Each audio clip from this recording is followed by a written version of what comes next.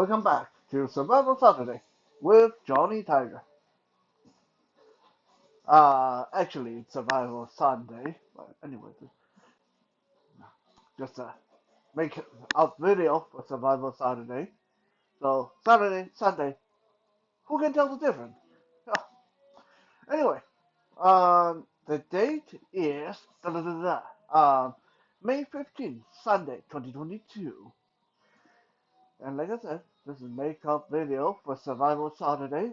I just finished teaching my class for today, so I want uh, to beat the metal while the metal is hot and talk to you guys about another fine little uh, important details that you can pay attention to fine tune your attacks in your self-defense and martial arts. Again, we're going back to the very basics. Okay? Sometimes, many times, quite often, you'll find that we go way back to basics. Because as you pile on years and years of Johnny Tiger experience or Johnny Tiger video podcasts and Night Strike and Tactical Tuesday and Survival Saturday, you will find that you start to develop bad habits. And not just you, I do too. So we always have to look at what is it that we're supposed to be doing that we are not, to figure out why is it that we are not as efficient as we should be. So today we're going to be talking about the twist, the thrust, and the push. There, I just gave you a great name for a new heavy metal band. If you start a band with that name, don't forget to send me a check for copyright. Um, or a new comic book supervillain team, a trio of supervillain. How's that? Anyway, enough messing around. So, quick demonstration first, so you guys know what I'm talking about.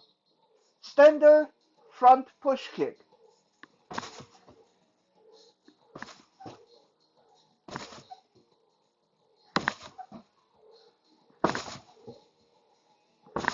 Okay?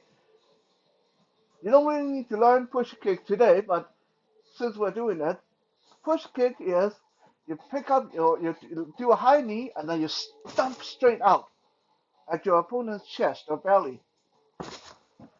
Okay? Now, what I've been doing is kind of okay, but it's not, strictly speaking, an ideal push kick. We're getting the impact. You can hear the impact. Okay? But the target, while it does rock a little bit, it's not actually falling back like it should. And if this was a real person, this would be a problem. Because this was a real person. All I accomplish is rock them a little bit. They may step back one step. And then they're coming again. They're angry. Right? Okay? That's not good. That's not good. A proper push kick should be something like,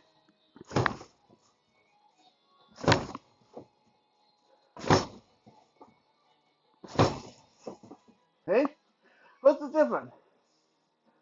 The first time I did it, I kick, there's a thump, impact. But the target, Bruce here, only rock a little bit. The second time, the second set I do it, there's no impact. But Bruce is rocking back and hitting the wall almost every time. Right? Way more force, way more stopping power. That's what we're looking at. And the only difference where my body is concerned is I add the twist and the thrust. Okay? For that stopping power, for that push, you need the twist and the thrust. Twist, thrust, push. Let me illustrate this with my hand so you guys can see better. If I punch just with my arm,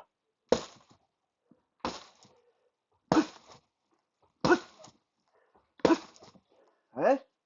There's impact, this impact, and the target is rocking, right?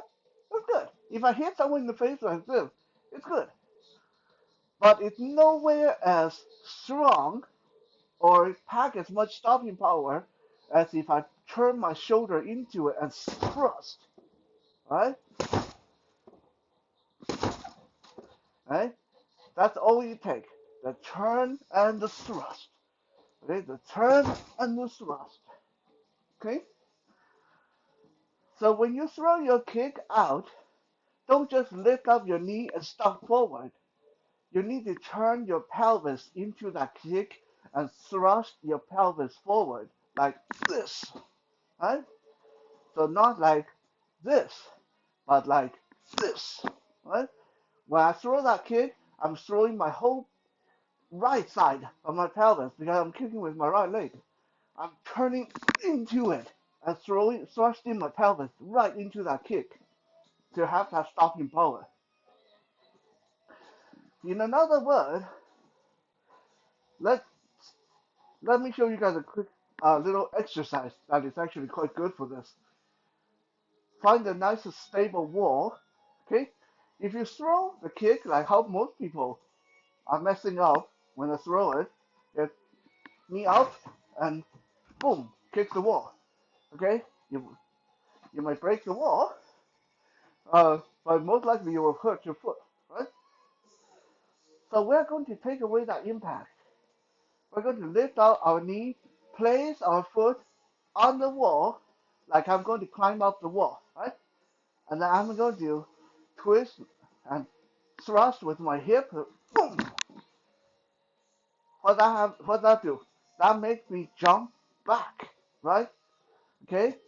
Obviously the wall's not going to move, but I know if I can thrust myself back like this, then when I'm hitting a real target or well a training dummy, then I can thrust him back, right?